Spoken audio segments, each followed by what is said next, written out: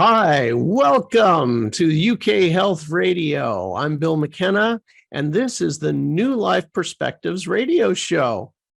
Today, we're going to be talking about your gut. Now, this episode here is one that's near and dear to my heart.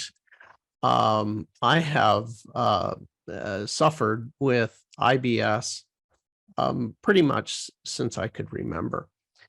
Since I was probably the first times I remember, it was maybe 8 years old or so. And that continued on until just recently, and now I'm pressing over 60. So I had a lot of difficulties, but I've been able to overcome it.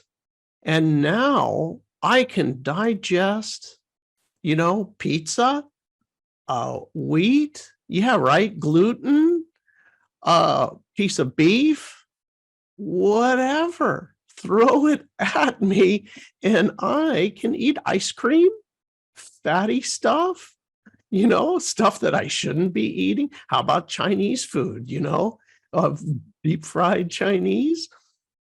All of these things I've had over the past few weeks, and I am stellar. So I wanted to share with you some of these tips and tricks today to help you down the path too.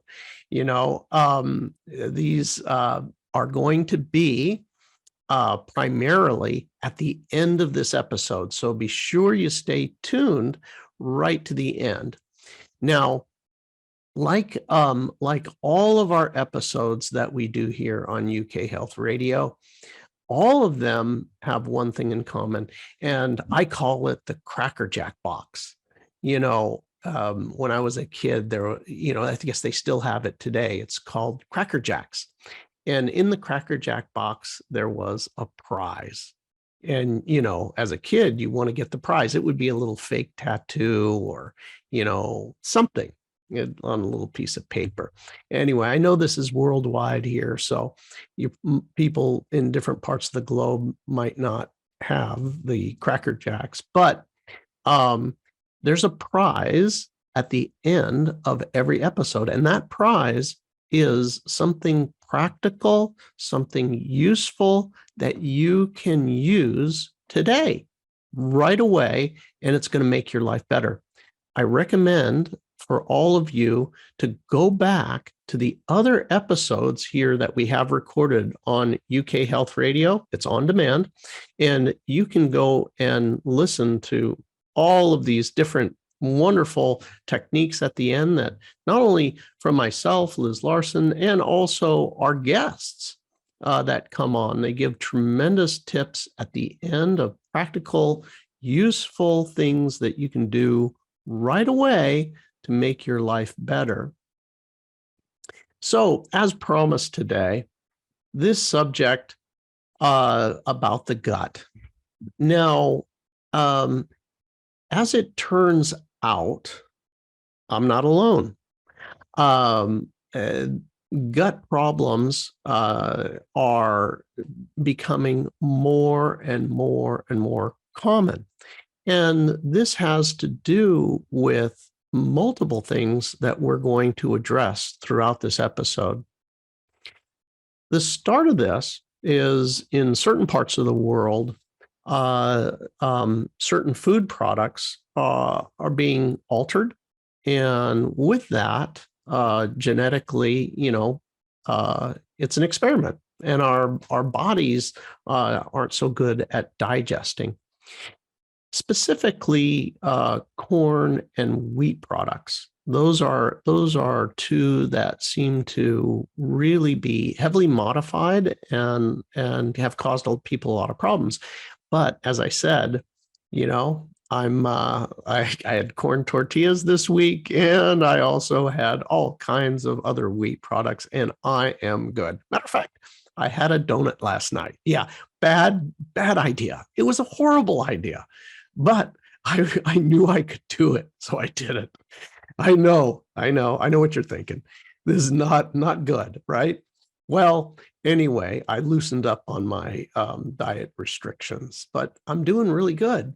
So anyway, um, there are things out there now that are genetically modified, and obviously there are other choices, right? You can get organic stuff, and that's really a great first step. But in order to understand fully what's going on, or actually not fully, but a little bit better idea of some of the things that affect your gut, we're going to have to go back in time. And we're going to go way back to before you were born. Yeah, I know you're thinking, why is this crazy guy talking about before I was born? Well, have you ever seen like the images of an embryo? And an embryo kind of looks like almost a little, chicken, and in the gut, where in the womb, and when this embryo begins to develop, what the brain and the gut are one. The brain and the gut are one, and then it emerges and begins to open up. The head separates from the gut. Well, I know what you're thinking, right? That's kind of interesting that the gut and the brain were one, but guess what? There are more brain, right? More brain cells in the gut than there are in the brain.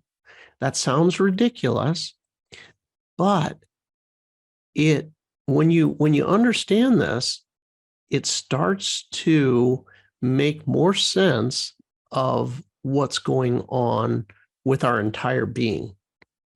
So when we humans, when we have a digestion problem, it affects our thoughts. It affects our feelings.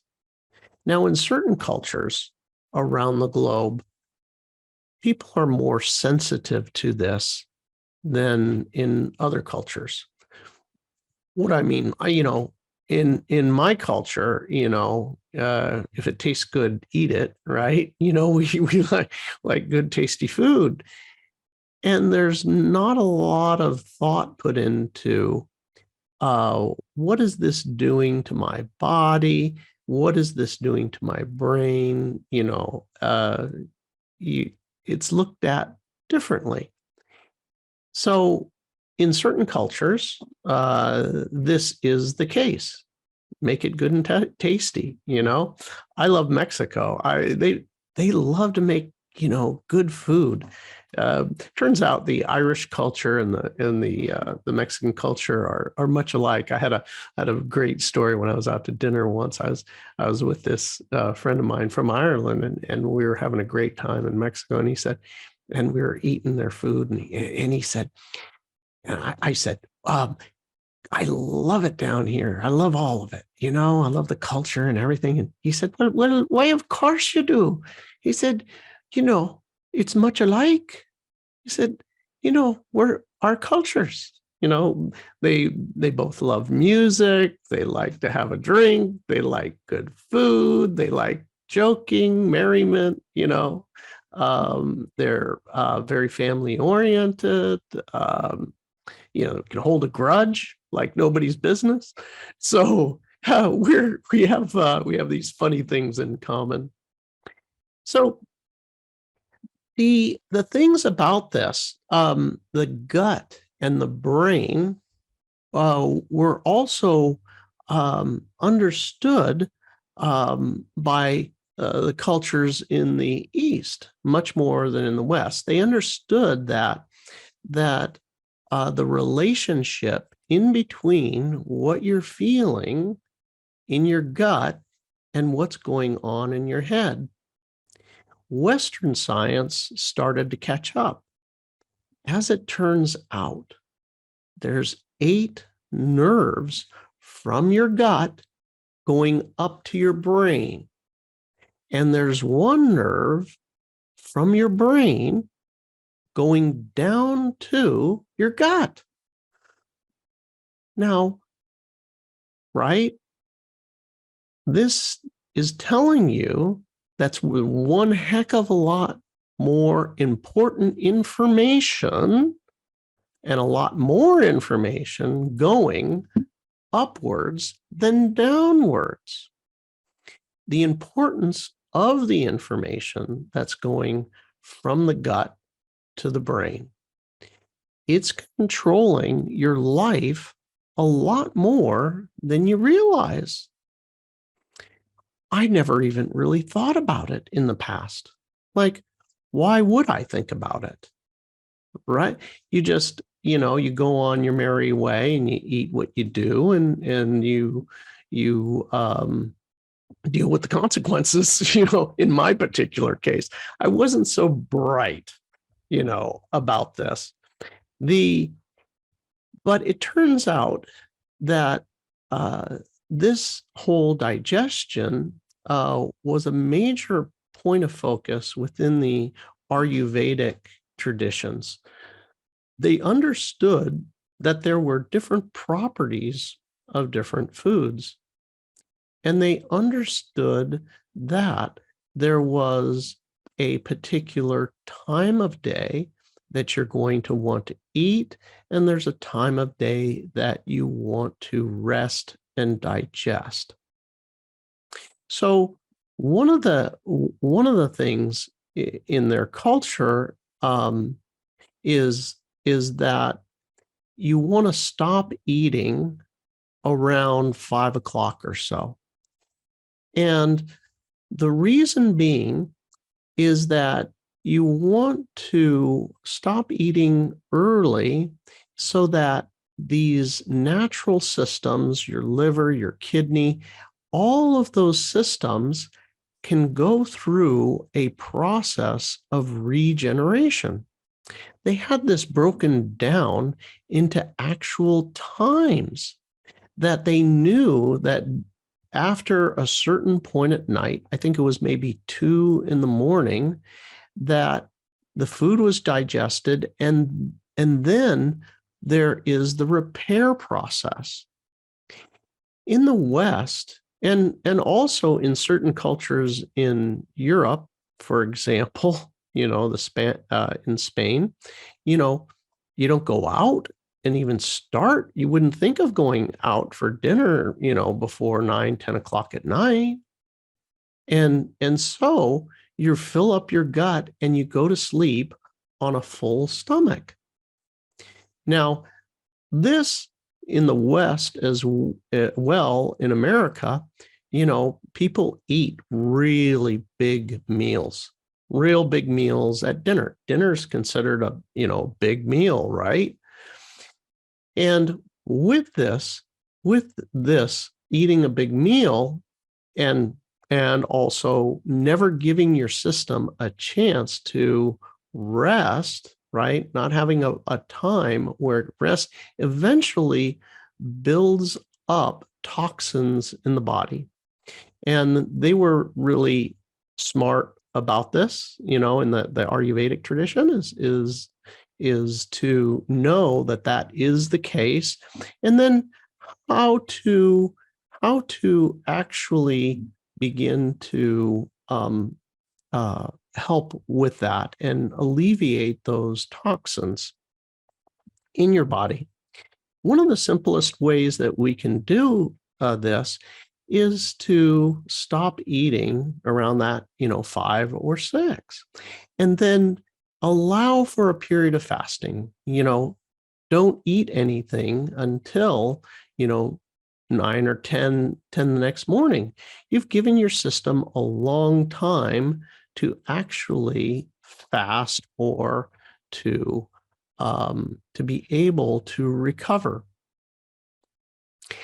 if you're eating big dinners and big breakfasts and everything, that system is constantly taxed. So it's time for our first break. UK Health Radio, take it away, and we'll be right back with more great information about your gut. All right, and we are back.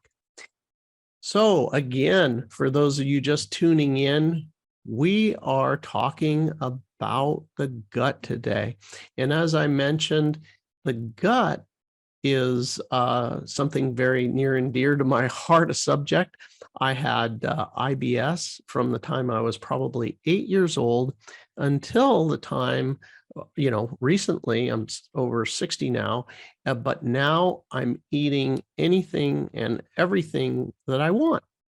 Even wheat, dairy, whipped cream, had a donut last night.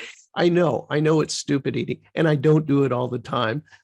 I know, but it was just really nice to have something tasty. But my point is that there's something you can do, and I'm going to be sharing this with you at the end of the episode, what worked for me. So we're taking a journey now through some information that I've been able to accumulate throughout my lifetime that may be of service to you regarding your gut and what can be done to help you with feeling better. Now, as we discussed in the last portion, the brain and the gut are really one. They're one system.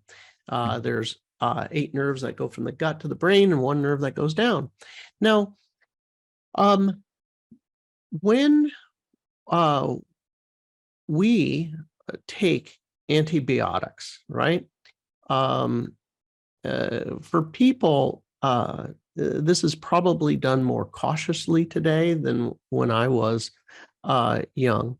But when I was growing up, just the nature of things. I was one of 12 kids in a family. There were amazing sickness like that went through the family. I mean, I can remember when I was a kid, we had bowls and buckets by the bed, and the whole family would be like, my mom would be changing buckets of vomit, and it was really, I can't even believe what she went through with all these kids, simultaneously sick.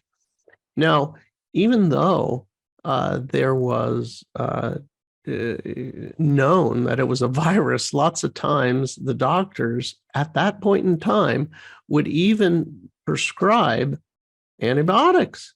Well, I'm not sure what it is. I think it's a virus, but we're going to give you some antibiotics, and they would do this. So as it turns out, these antibiotics really destroy the microbiome. So your microbiome, what's that? That means all of the enzyme, bacteria, that sort of thing that is all populated your gut. Now, there's certainly good bacteria and bad bacteria that you have there in the gut. And if you like indiscriminately,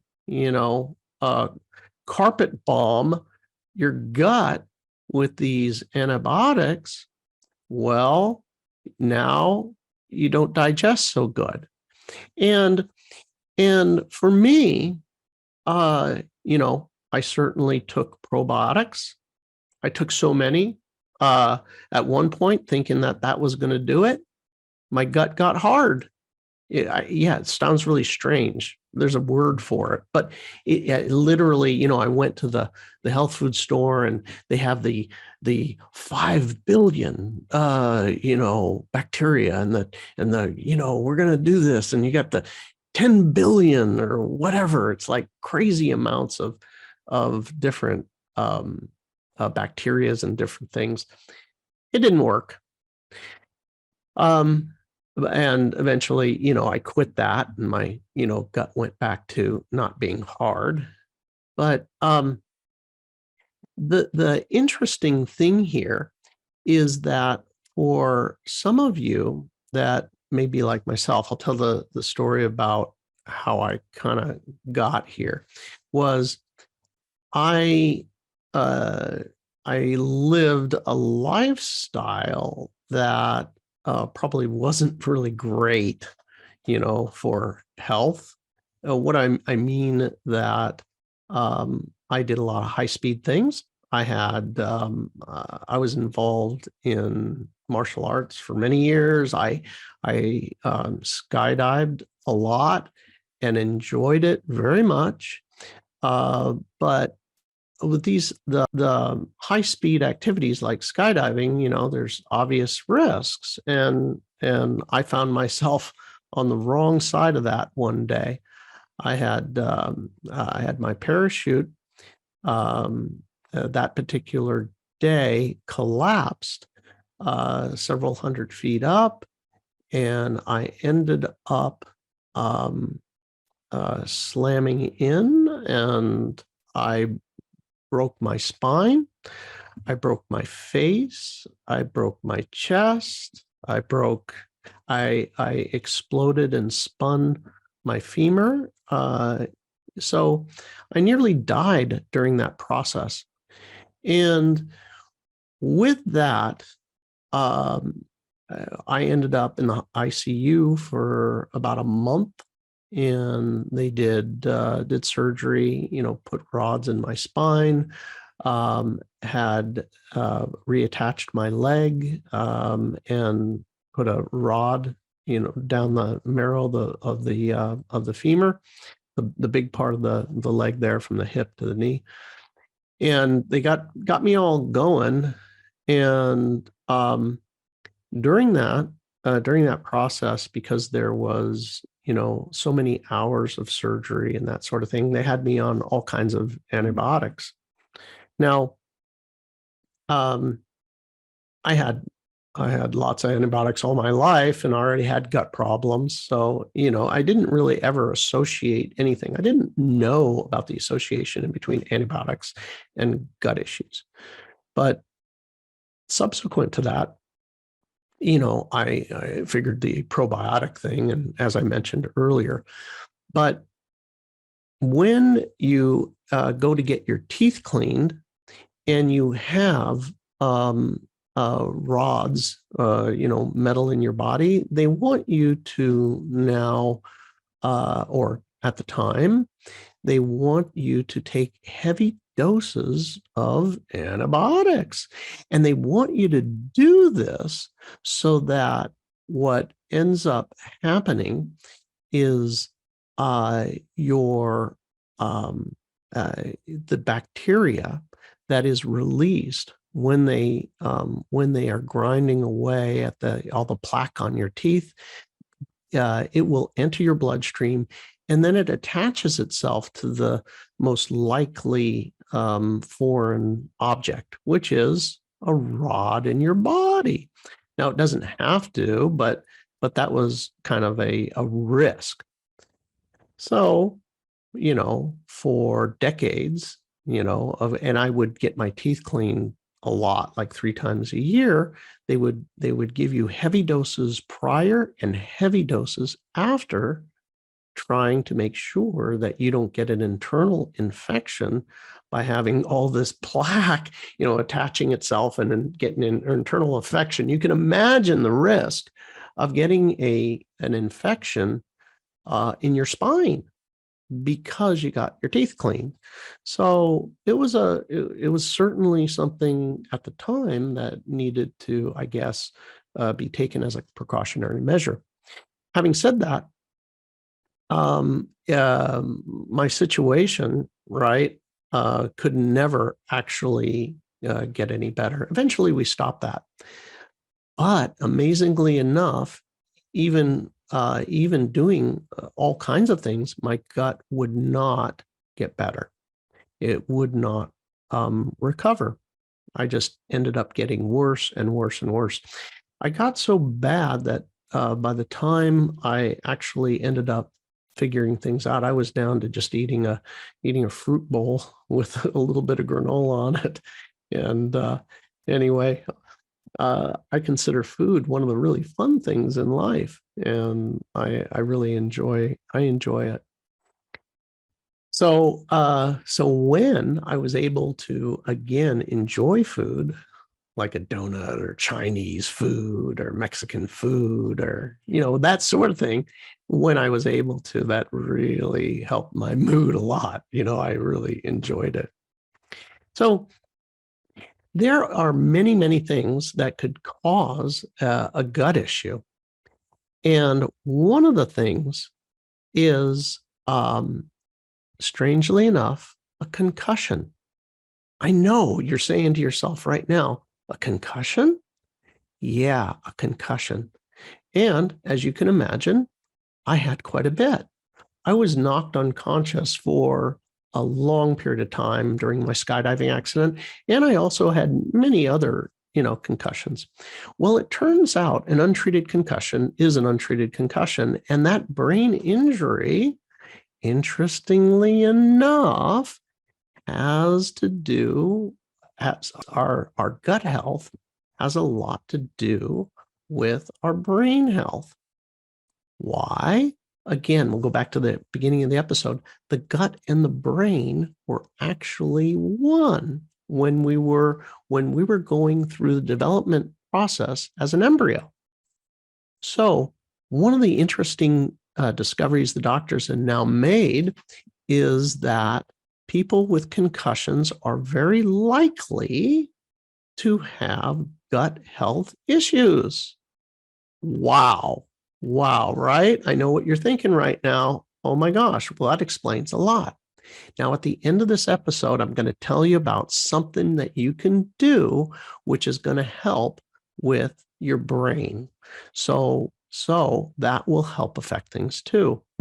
Now, one of the things about a concussion is that oftentimes people have difficulty controlling their emotions. Sadness, grief, anger, those are fear, really the common ones with traumatic brain injury or concussion type thing.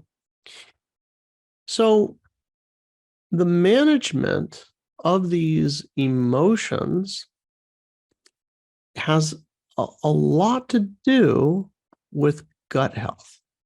So you've heard the term, I felt it in my gut. I got a feeling in my gut, right? Well, the second brain, if you will, is telling you something.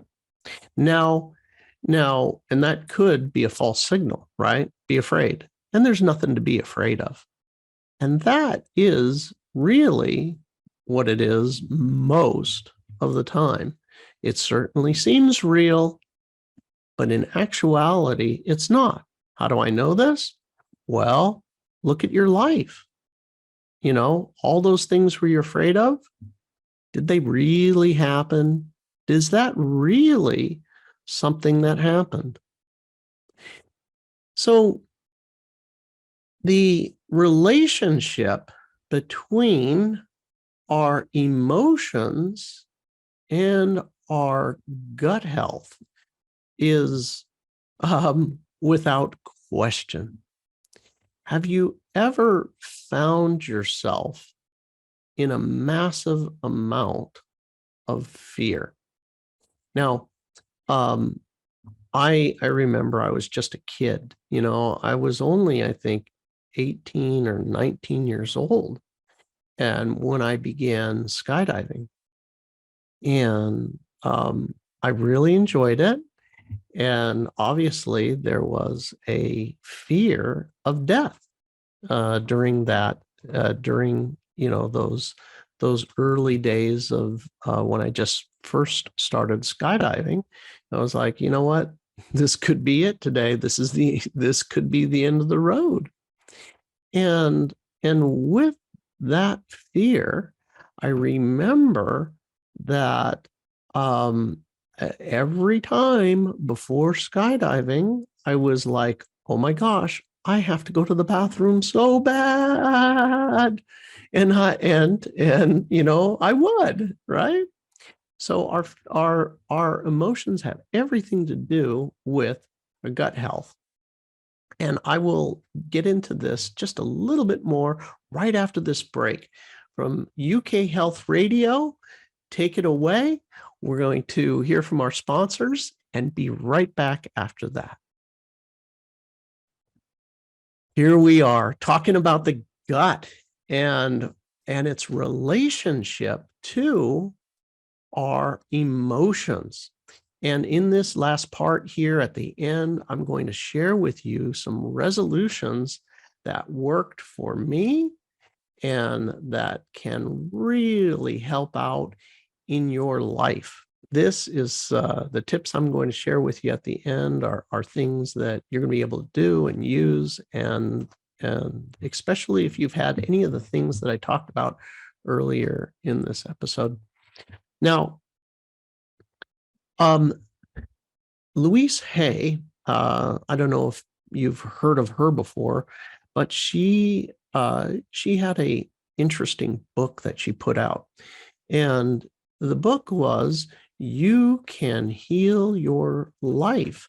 Another book called You Can Heal Your Body. Now, these little books are, almost like a pamphlet almost. They're really small, physically small, and there's not that many pages to them, but they're great books. And Louise Hay passed away a few years back.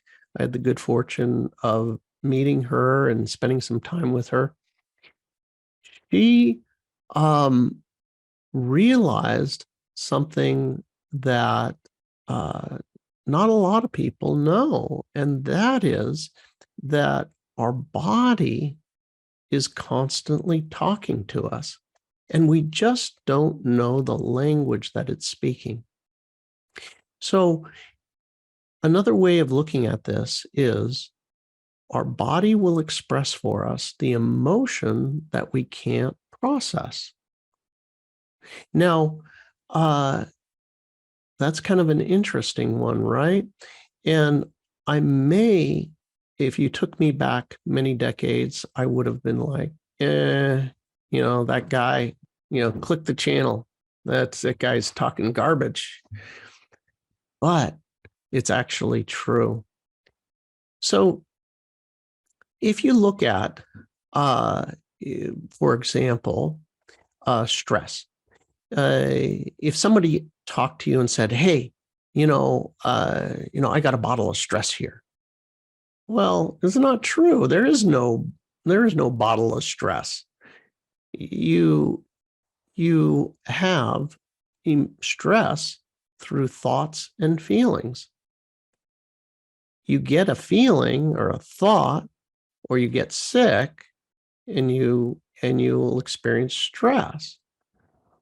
But when you get stressed, how many of you that have experienced stress in your life end up getting sick, or cold sores, or canker sores? You ever notice that you get sick after a highly stressful event? Have you ever noticed that? That's a very, very common thing. Certainly is for me. So our body, all over, it acts literal, like, the different parts of the body.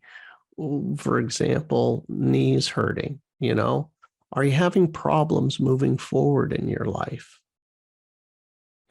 If you have emotional things around the gut, right? Well, can I digest life? The things that are being thrown at me, am I having a hard time digesting those things? Can I tolerate those things in life emotionally? Am I able to tolerate it?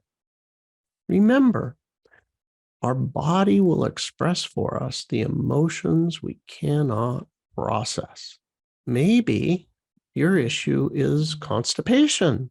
If I am constipated, am I holding on? Is there not enough? Is there not enough? If there's not enough, I need to hold on. I'm afraid of letting go.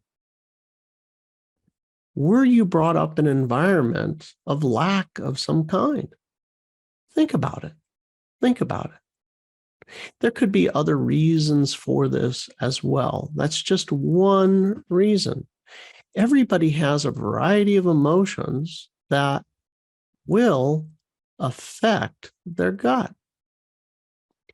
Now, there's a really interesting thing about the gut that goes back to these Eastern cultures. And that is, there is an energy center that is about 2 inches below the belly button. Now, this has been called the lower dantian, or the second chakra. And this is called the seat of fire as well. So in those cultures, in the Ayurvedic tradition, this is where they talk about the heat that's necessary for digestion. And if you have enough of this heat for digestion, you can easily digest whatever comes your way. Now, there's much more to digesting than just that, but what shuts down this energy center, this area? And one of the things that we know that shuts down this area is fear and doubt. Fear and doubt. You're saying fear and doubt. That's interesting. Well, what fear and doubt focused specifically on what? Well, it turns out that this area, like all the different areas in your body, have different focuses. Everybody knows about your heart, right? You know about your heart, and that is around connection and love and that sort of thing, right? Globally, everybody knows this. Well, your throat is around communication. I'm actually talking to you. As I put my hands on my throat, I can actually feel the vibration going through my larynx, so that these actual words can come out and you can hear them. This lower belly button area is interesting because it deals with family, specifically blood relatives. Now, it deals with sexuality and also our ability to be able to accept the physical pleasures of life. Now, one of those physical pleasures of life is eating great meals, right? Can I accept the pleasure of that? And when I have issues, right, with a family member, like a blood relative specifically, you might have that impact this specific area. It shuts down that digestive fire. I have fear and doubt. I cannot trust them. I fear that I'm at risk. I fear that they are going to do something to me. Or you may find I'm afraid. I have fear that I can't tell people about my sexuality, or I may have an issue. I can't express how I truly feel. With this, um, if one was to process those emotions, you might find that that positively impacts your gut. Now, I know that probably you're listening to this and you're saying, you don't know my mom. You don't know my dad. You don't know my brother or sister and how horrible they are or what was done to me. Well, there is a method that neurologically that you can process these emotions. And it is easy to do where you're not trying to feel any different. You just allow yourself to feel how you do. You know what? I hate them. I can't trust them. And then you do certain physical movements. It's called cogno movement, like cognitive movement. And with that, it causes a neurological release and of this issue so that the actual electricity and the energy can flow appropriately from brain to gut and gut to brain. Now, this same type of exercise, cogno movement, is great for your brain, right? We are creating mental acuity. You get to connect the different areas of your brain and bring your brain back to its full capacity through these exercises. They're really kind of brain exercises, and emotional releases are another product of it. So it's a double whammy. You can learn more about that at cognomovement.com. That's cogno, like cognitive, C-O-G-N-O, movement, M-O-V-E-M-E-N-T.com. You can learn more about it there. There's some free ebooks for you. Now, in addition to these emotional things that you once released, it allows that fire, that belly fire, to start. It's unrestricted. In the East, they know that you have in your body these centers that are considered like the heater and the air conditioner. And this particular area that we're discussing right now is the heater. So when you cause these releases, oftentimes, these emotional releases, there's a flood of heat that comes through your body. Somebody turned on the furnace. If you're somebody who is listening to this and you run cold, physically cold in your body, and you're also somebody who has suffered a betrayal from a family member or somebody you were married to and divorced from, those sorts of things, look into what I talked about to resolve that and let go. This is related to digestion things. Now, as it turns out, I was the poster boy for that. So I knew that those things were also related to gut health. Now, I mentioned for all of you that I was going to give you the secrets that were going to help. Now, the first secret that I want to give you, beyond all the ones that I've given before, but this one really did it, and that is kefir. I never even heard the word before. And what it is almost looks like yogurt or cottage cheese, and you don't want to get the one that's in the grocery store.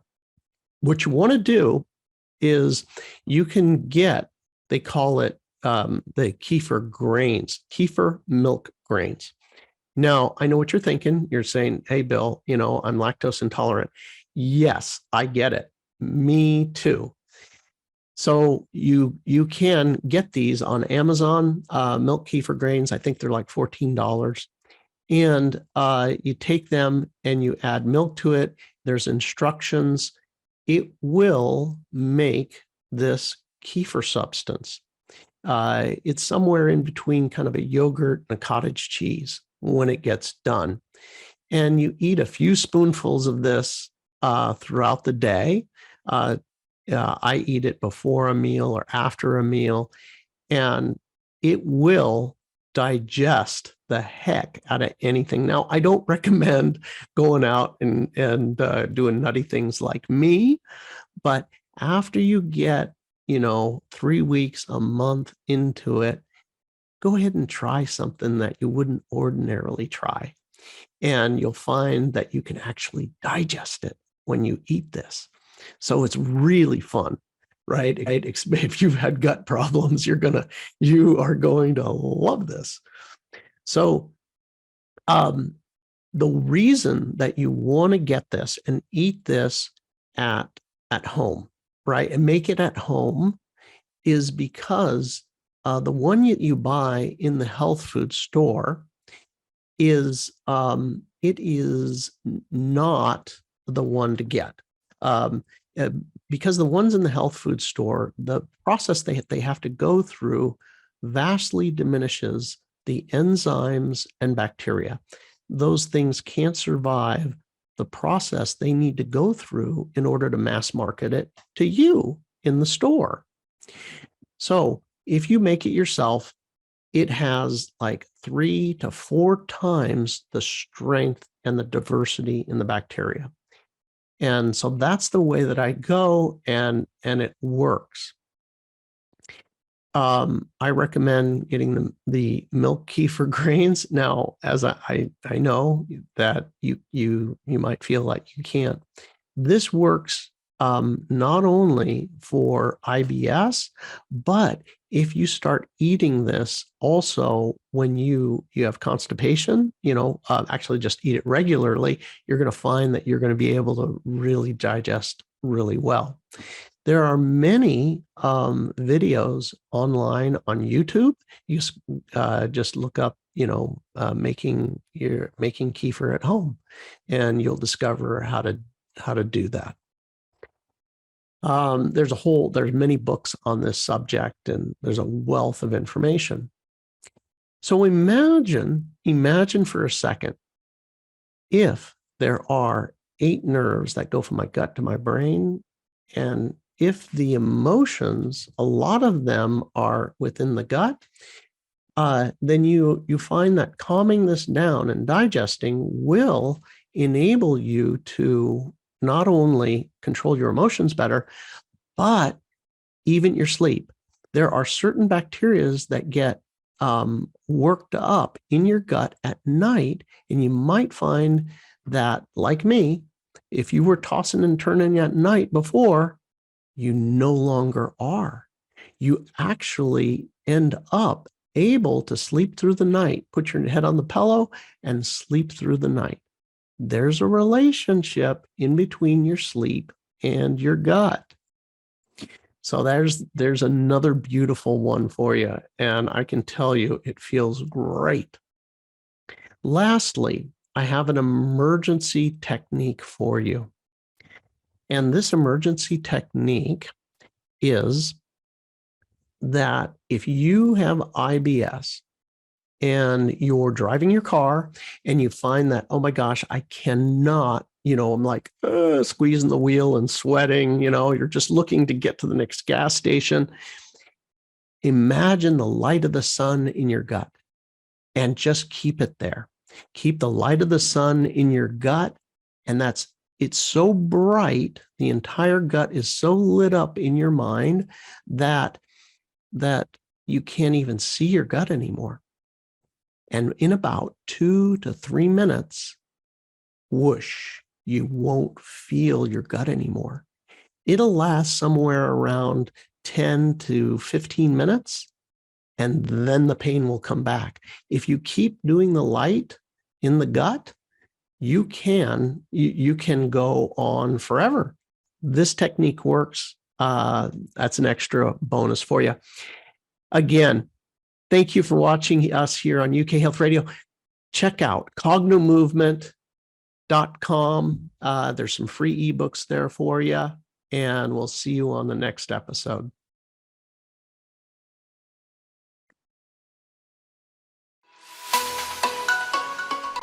Thanks for being here with us on the New Life Perspective radio show. For more information or to find out more about the work that Bill and I do, please visit us at cognomovement.com or email us at info@cognomovement.com. See you again soon.